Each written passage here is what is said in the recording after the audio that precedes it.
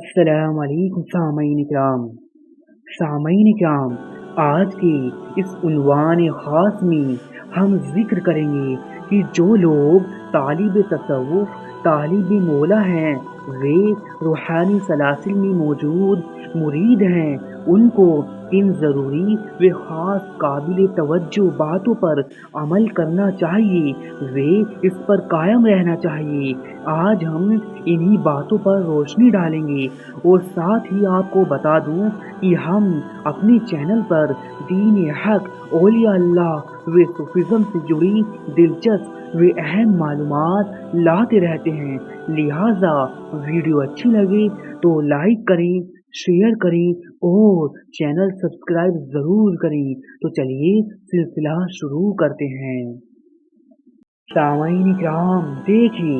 سب سے پہلی بات تو یہ ہے کہ اگر کوئی شخص راہ تصوف میں، کوئی شخص دنیاوی مشکلات سے پریشان ہو کر اس راہ پر آیا ہے تو سمجھو جہاں اس شخص کی دنیاوی مشکلات ختم ہو جاتی ہے، وہیں اس کا تصوف پورا ہو جاتا ہے، مکمل ہو جاتا ہے۔ اور دوسری بات یہ ہے کہ اگر کوئی شخص اس راہ تصوف میں کسی دینی الجھن کی وجہ سے اس راہ تصوف میں آیا ہے تو سمجھو جب وہ دینی الجھن یا وہ کام پورا ہو گیا، یعنی مطلب نکل گیا، تو سمجھو وہیں اس کا تصوف پورا ہو گیا۔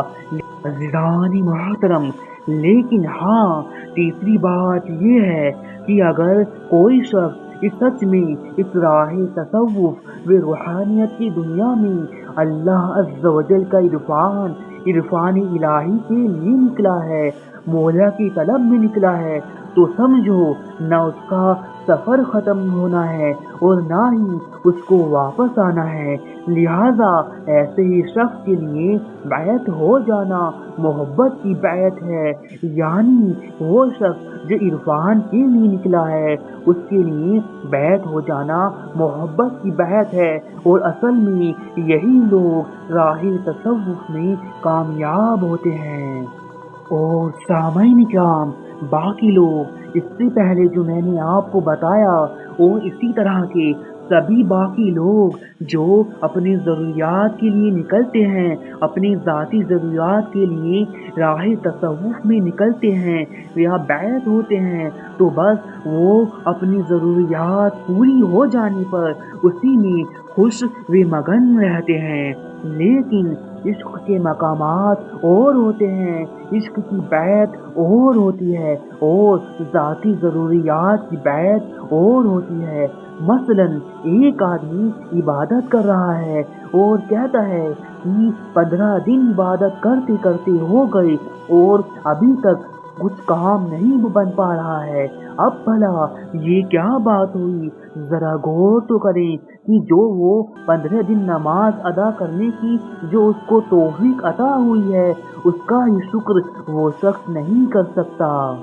آمین کرام، لہٰذا اس راہ تصوف میں، اس روحانیت کی دنیا میں، اس سفر میں وہی لوگ کامیاب ہوتے ہیں کہ جو اپنی ذاتی ضروریات کے لیے نہیں بلکہ مولا کے لیے نکلتے ہیں، اس کے عشق کے لیے نکلتے ہیں، اور اس عشق کی دنیا میں ماں سوا اللہ کے ہر ایک شے کی خواہش حرام ہے۔ عرفان کا سفر روح کا سفر ہے، اور روح کا نہ کوئی بیٹا ہے، نہ کوئی بیٹی ہے، اور نہ کوئی جائیداد ہوتی ہے، اور نہ اس کو غم ہوتا ہے اور نہ اس کو خوشی ہوتی ہے۔ روح کا سفر وصال کا سفر ہے، یعنی ملن کا سفر، اللہ عز و جل سے ملن کا سفر ہوتا ہے۔ وصال یا فراق دو ہی چیزیں ہوتی ہیں اور یہ دونوں ہی عرفان ہیں۔ سامعین کرام، تو المختصر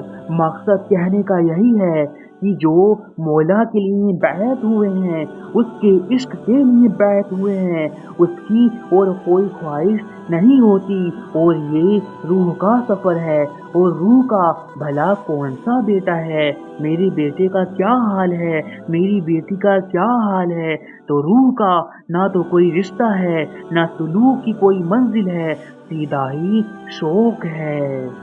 سامعین کرام، آپ کو آج کی یہ معلومات حضرت جناب صوفی واصف علی واصف کے ملفوظ کے حوالے سے جو آپ نے یہ معلومات حاصل کی، امید کرتا ہوں آپ کو پسند آئی ہوگی۔ تو سامعین کرام، اسی طرح دین حق، اولیاء اللہ و صوفیزم سے جڑی دلچسپ و اہم معلومات حاصل کرنے کے لیے اپنی چینل علم صوفیانہ کو سبسکرائب ضرور کریں۔ انشاءاللہ عز و جل پھر ملتے ہیں اسی طرح اپنے دوسرے عنوان کے ساتھ۔